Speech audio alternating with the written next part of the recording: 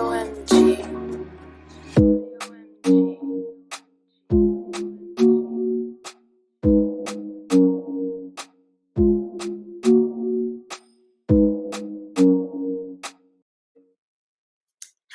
Hello, everyone. Welcome to another episode of Aspire to Inspire, where we interview industry professionals. Today, I am so excited to be interviewing Omar Cook. We never had a stuntsman on our virtual platform at all. So I'm so excited to be interviewing this individual. He has a huge background playing professional football at Southern University. And listen, we're just going to let him talk, share his story, and hopefully y'all will be inspired like I will be. I already know this man is definitely a professional. So let me bring him onto stage. Omar Cook, how you doing? Doing well. Thank you for having me on your platform. No problem. Anytime. So we're just going to jump into this interview and just, as a starter, I like to start this question off, let everybody know who you are and tell us a little bit about yourself. Absolutely. Well, I'm Omar Cook. I come from a background of sports. Obviously, I played professional football for about 4 years. I'm from California originally, and I ended up going to school in Louisiana, where I played at Southern University. From there, I ended up playing about 4 years of arena football, traveled the country, playing on various teams. And I took a route of also coaching college football in that process. That kind of led me to the entertainment industry. And it's been an interesting journey, to say the least. I'm just thankful to be here, honestly. Oh, of course. I love your story. Just that huge transition from professional football onto appearing on TV and film. So let's talk a little about that. What was that moment that you decided to, go a different route, like you said, from professional football onto acting? Can you talk about that transition? Yeah. Well, I was working with Madden. A few years ago, I got an audition from my football agent at the time to go to audition at USC to do for Madden. And I went up there and I did it. And I got on the Madden team, to say the least. And that has led me to 4 years of motion capture work for the video game. But I never thought to use that to work in the industry. That was just something I was doing to play football, basically using my abilities. And I was still playing football at the same time. About a couple of years ago, the show Ballers HBO was looking for some football players to work on the show. And they had an open audition, and I couldn't make it. I wasn't going to miss work to do that audition. So a year after that, they reached out again after my season indoors, and they casted me with no audition. They just casted me basically off of my professional experience, and so I did an episode of Ballers. And that episode, as I was going through wardrobe, the casting director was basically like, "We want to use you for All American." So I'm thinking, that was just going to be one episode of one All American, just on some sports mindset type of thing. And just being on set of All American consistently, it really I really started to ask questions. I was obviously around some great actors like Tay Diggs, Daniel Ezra. So just seeing them in their element made me want to obviously pursue it a little bit more. And that opened up a lot of doors for me. And, I've been working ever since. So it wasn't just like a one-day transition. It was really, I feel like it was handed to me, like it was gifted to me, as if this was where I'm supposed to be. Well said. And I liked how you said, the transition wasn't given to me. I had to work for it. And once that opportunity was given to me, I was ready for it. And basically, with that being said, I want to go back to your very first, I don't know if it's your film credit for Madden Video Game Series. I want to talk about that a little bit more. You worked as a motion capture actor during that. What in the world are the requirements for that? Could you talk a little bit about that? Yeah. As a kid, like I always grew up playing Madden, just kind of like every other kid, that was a big deal to get the Madden game every single year and play that. But I never thought of I could work for Madden one day. It was always I want to play in the NFL as one of the players, and be one of the characters on the game. Little did I know that God would open up a door for me to be the one creating the game, or to be the one doing the movements for the game. Um, Pretty much the way it works, they put you in this bodysuit. I mean, the requirements really was just to be a football player, and to be a talented football player. So they just selected who they wanted. Most of the guys, just about every guy, has professional experience that works on the team with us. So they put us in the bodysuit and whatnot, and we pretty much just reenact everything that happens in real football games. And it's pretty dope. It's a pretty dope experience, to do that basically like behind the scenes. Yeah, yeah, I bet it is. And, I like how you said there wasn't really much requirements. You just had to be a football player and professional. Listen, that's really all it takes. In the industry, they look for a specific thing. And if you fit that, 100%, you'll get booked for it. Absolutely. And just diving a little bit deeper with not only just the requirements, but what type of— So, I couldn't tell you what to do as far as like I want to do like fight training and stuff like that. So I know that's necessary and whatnot. I've had a couple conversations with like stunt agencies to do those types of things. But my background in sports has been able to put me in position to do sports stunts. So if that's a route that someone would want to go, you would just need to be an athlete. There's opportunities for that. Obviously, on All American, I've worked for 2 years on the show just because I was not to play football. And Madden as well, Ballers, HBO. I worked on the upcoming series for Netflix, the Colin Black and White. That's coming up. So I did some football stunts and baseball stunts for that show as well. So it's really just using my athletic abilities that God gave me, and God's given me a platform to be able to showcase it. Amen to that. Amen to that. So I love how during what you were saying, you were listing off your credits, and that's what I wanted to dive deeper into. You appearing on CW All American, Ballers, Snowfall, so much more. And that's something to be very, very proud of. So we're giving you your flowers right now. Congratulations. Thank you. Just to appear on so much. And let's take it back to the moment where you're first appearing on set.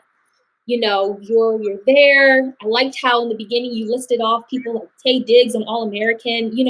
Talk a little bit about your first experience on set, because that had to be the moment where you're like, this is legit, this is real, I'm in the moment. Talk a little bit about it. Yeah, my first TV experience was on Ballers, and the scene was a NFL practice scene. I was one of the Kansas City Chiefs players, and it was with The Rock. And so, seeing The Rock like in the same scene or just in the same environment, it was like, okay, I'm here on a Hollywood set. It's pretty crazy. I didn't want to be like starstruck or anything like that. So I just kind of had to embrace the moment, and it started to become a regular thing for me, to experience that. Obviously, with All American, I was around that a lot, so it really just was like, okay. I asked myself a lot, like, dang God, am I an actor? You feel me? Like, am I an actor? I have to confirm to myself, to that, because sometimes it's unbelievable, to be experiencing these types of things and to be working with some of these people. I've hit a lot of different shows. I got to work with Shamar Moore on SWAT. Obviously Tay Diggs, The Rock, Damson Idris on Snowfall. There's a lot of great people that I've been able to be around and to learn from. So I guess as the more opportunities come in, it's more setting it in for me. Like, okay, this is it. This is really what I'm doing, and I belong here. Yeah, I love that. And you said something that really hit home for me. Am I an actor? Isn't that something we all say Right. in the industry? Like, bro, like, you put me here, guy. Like, am I really gonna call myself this? Man. And he obviously proved that, yes, not only are you just an actor, but you're a stunt actor as well. You have something else attached to your name besides being just an actor. So, man, take pride in that. Take pride. Absolutely. But, something I wanted to dive into in regards to, not just being an actor, but the roles you pick as an actor. So I ask you this, what makes a role a good fit for you? Is there something that draws you to a role that you want to book? Yeah, absolutely. I want to tell stories that matter, and I often pray that God leads me to the opportunities that He wants me to have. So I am very selective over the things that I submit for, that my agency submits for. Early on, there was a few roles that were offered to me, and I had to basically make it known that I'm not trying to do those types of things. You know what I mean? I want to tell stories that empower Black people for sure, especially as a Black male in the industry. I want to be able to be proud of roles that I can look back 20 years from now and say I did that. I don't want to have any regrets. Obviously this stuff lasts forever. So these are major decisions that you make. Working on TV. Um, you know, I I want to tell, I want to play roles that um, will have a positive impact on society. Sometimes that involves playing a villain to make this to tell a story, but obviously, if the story has a positive outcome, that's the most important thing that matters for me. Um, I don't want to play a role that will put me in a position that I'm not that's morally compromising, I guess I should say. So I'm very selective of that. As long as the story tells a great story and it's positive, that's the type of role that I want to play. You know. Yeah, I respect that. I respect that. And, with having an agent and just making sure you're on the same mindset of what my type is, what roles am I best suited for, or what potentially my dream role is. And I actually want to ask you this. This popped into my head, and I have a burning desire to ask you this. What's your dream role? I have to ask you this. I often joke around and say, "Man, I'm gonna be on Black Panther 5." I love that. I love that. May I ask why? I think that role that Chadwick Boseman played in Black Panther was so empowering. Just to see the way that people reacted in the theaters, just to see the outpours, just to see the support all around the world. People really showed out for that movie, and it's really big to see a Black man in a superhero role. We don't get to see that often. So to play that type of role on a major stage, was big, and kids needed to see that type of representation. Actors like such as myself needed to see that type of representation to see that that's possible to be able to be in that position. And I just think that type of role is so empowering, and I would just, if God would bless me with a role like that, I would love it. To be able to Mm. inside the world, for sure. Yes, yes. And I like how you said that there's roles out there in the world where have so much impact on, us. When I Right. mean us, us as Black people, looking up to a Black superhero. You Right. know, I like to say times are changing right now, especially with film and television. Our eyes are being opened up more to the type of characters we can play, and that can only go positively into our future. So all I'm saying is I believe in manifestation. What you said is going to come true. So don't be surprised if I call you back and I said, I told you and I saw you on here and you said it here first. So let's just leave it here. Let's just leave it here. So we're kind of winding down our interview a little bit. And I just want to talk about the struggle of a working actor, the lessons. So you being an actor, stuntsman, a motion capture actor, everything that's just amazing, honestly. What are the major lessons that you've learned that positively affected your acting career? If you would like to share some of those lessons with us. I learned a lot of lessons through sports. And playing sports growing up really just has laid a foundation for me in my work ethic and the way I approach life. So I took there was a lot of ups and downs in my sports career. Um, a lot of things have made me have to pick myself up and keep going. And I kind of translated that into my acting career. With this, you are constantly having to audition. You are constantly being told no, and there's a lot of rejection that you can face in this industry. So I think for me, being able to take my experiences with the sports world and apply it here, the no's don't feel as bad. You feel me? 'Cause I've already experienced that. So I have the mindset now to just keep going no matter what. what's for me is going to be for me, and just to keep going and just put the work in. When you put the work in, things manifest in a great way. Just let God work. Do my part, and I'm seeing the results of it. So I'm just thankful for that. And Mm, yeah. also, I think another lesson is to really just know who you are before like working in this industry. Because you can um, you can fall victim to doing things that are out of character, or taking roles that are out of character, because there's a lot of roles out there, but not every role is for you. So I had to learn that early on. Early on to basically be careful of what I put on screen before me and what I'm trying to portray. 'Cause I don't want to be typecasted, and obviously I want to leave a long-lasting impact. So it's really just being headstrong and really understanding who you are to the core and putting God first and letting Him lead the way. Lead the way. Wow. You preached a sermon right there. You touched on a lot. And the importance of knowing yourself, how to deal with rejection, that all fundamentally ties into this career path of being an actor, and you being a living testament of what hard work and dedication looks like. I know it's going to inspire many people. It's inspiring me myself, people who are going to be watching this. So thank you for sharing that.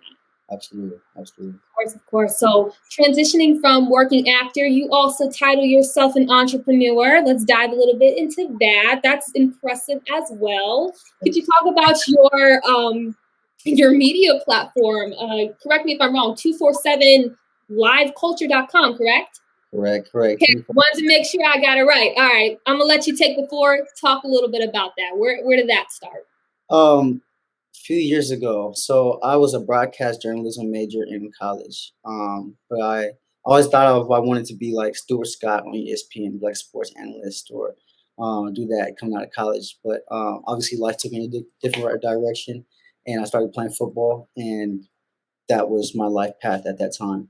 Um, Over the time that I played football, I connected with another media member, who I did interviews with time and time, and he was looking for some people to just be writers on his platform to write NFL news.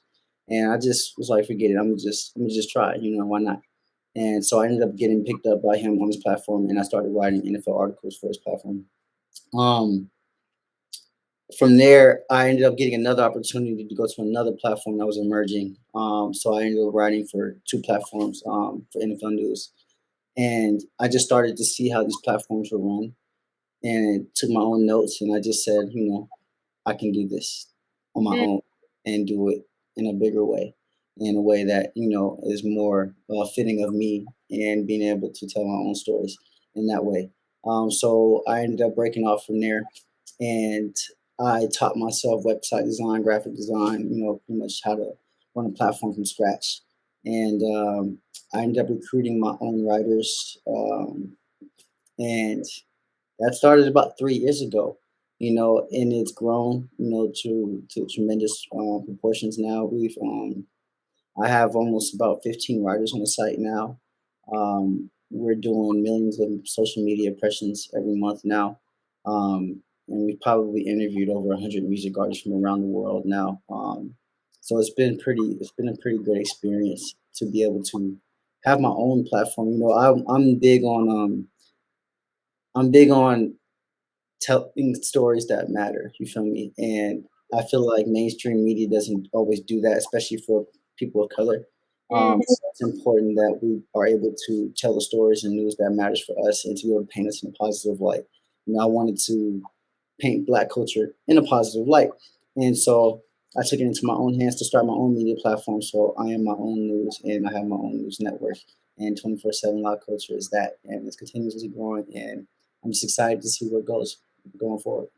Nice, nice. Yes. And I love that you picked up on the importance of how media depicts Black culture. And, instead of working for someone that doesn't depict Black culture the way that it should be intended, you decided to create your own platform. And I condone you on that, because that takes courage, that takes guts to leave something and to do it yourself. But not only do it yourself, but do it better. And, I want to piggyback up on how you said you want to be able to depict Black stories and Black culture. In what ways is your app currently doing that right now? Just, diving a little bit deeper on Yeah. So, I mean, my platform touches on topics from anything from lifestyle to music to sports, to hair and beauty to dating and relationships. And every story that we tell is spun in a positive way. So we can tell sports stories um, in a motivational way, music in the same way. A lot of the music culture that we experience on the mainstream level is um, it's it's a lot of artists that aren't supposed to be there. My friend, I'll just say that. You know what I mean? A lot of people are promoted in ways by these labels that don't necessarily represent us as Black people in the best way. So there's a lot of talented artists out there that don't get the exposure that they deserve because they're independent and obviously they don't go with the mainstream agenda. So I try to promote those people that deserve that and are painting Black culture in a positive light in their lyrics and just in the way that they carry themselves. You know what I mean? All of my writers share that same vision, and we all try to put out the same type of messages of empowering Black people. So whether it's inspiring people through hair and beauty and helping women um, with their hair and beauty tips, or that. just inspiring people through their everyday lives. Teaching people how to manifest, teaching people how to speak positively over their lives. Um, Telling the sports stories that matters. And just really just showing Black culture in a positive way. In every single article, in every single interview. That's really my main focus. I never want to put out. I'm not a gossip site. I'm not trying to be like Shade Room or things like that. I'm not interested in like celebrity relationships and things like that.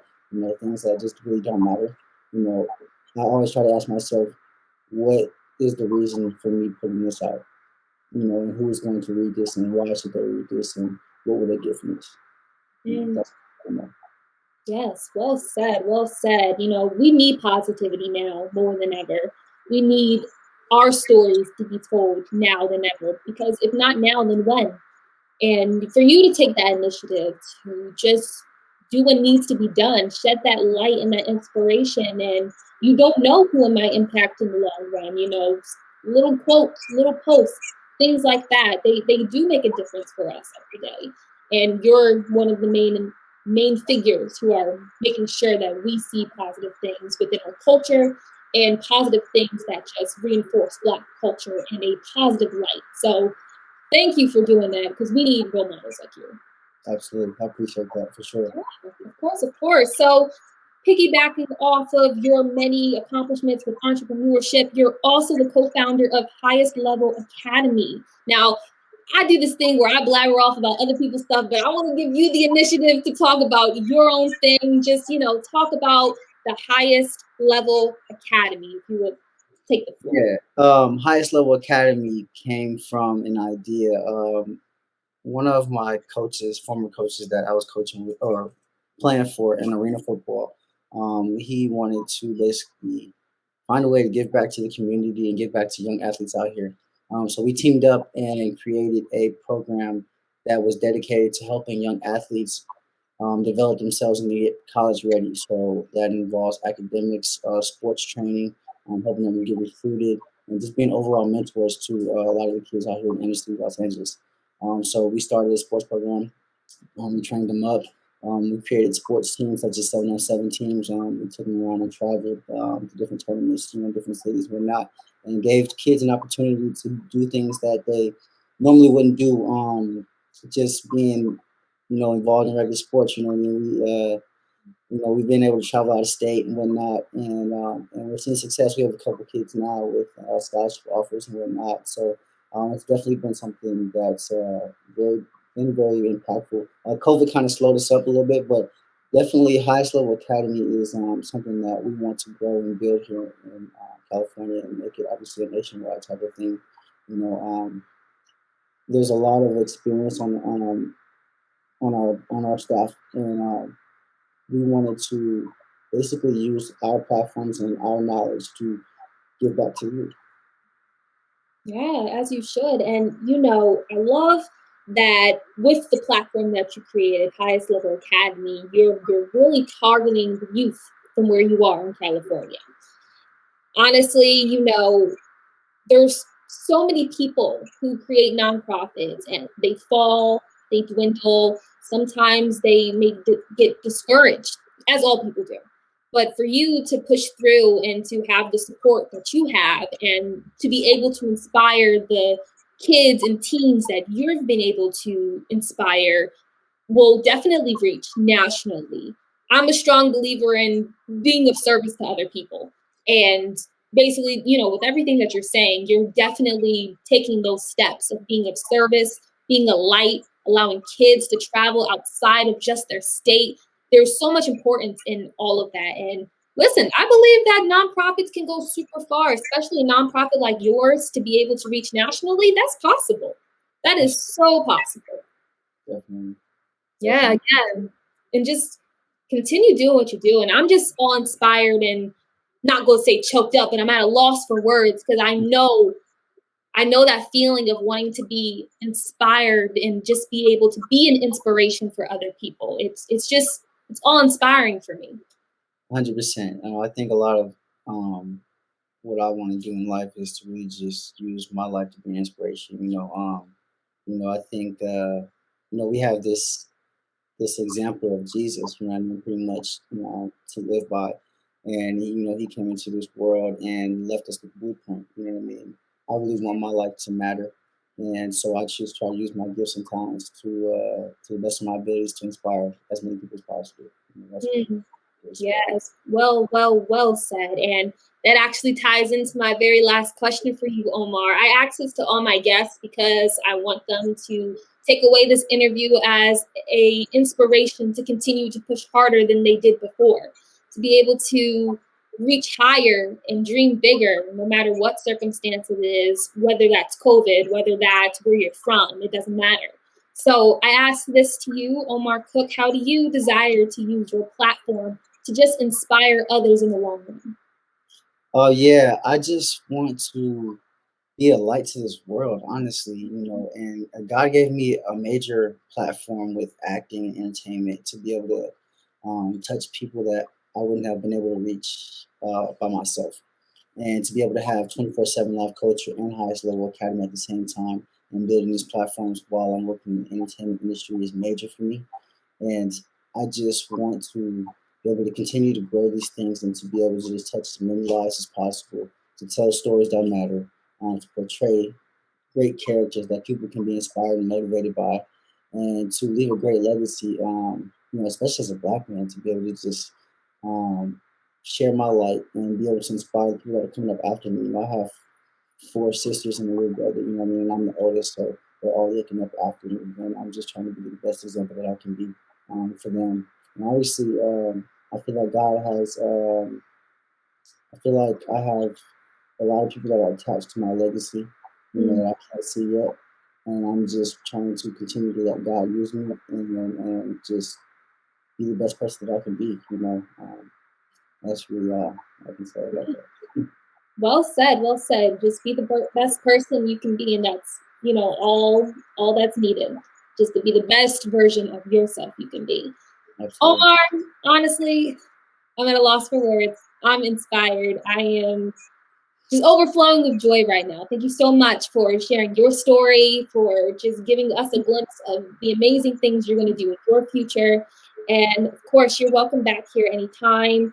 For our viewers out here, definitely check out Omar Cook. Follow him on Instagram. I have his username on the screen right here. Definitely tune into his journey because it's only going up from here. Viewers out there, thank you for watching this episode. Really appreciate it. I hope you guys are as inspired as I am. And until next time, thank you so much. Thank you for having me. I appreciate you. Of course. Absolutely.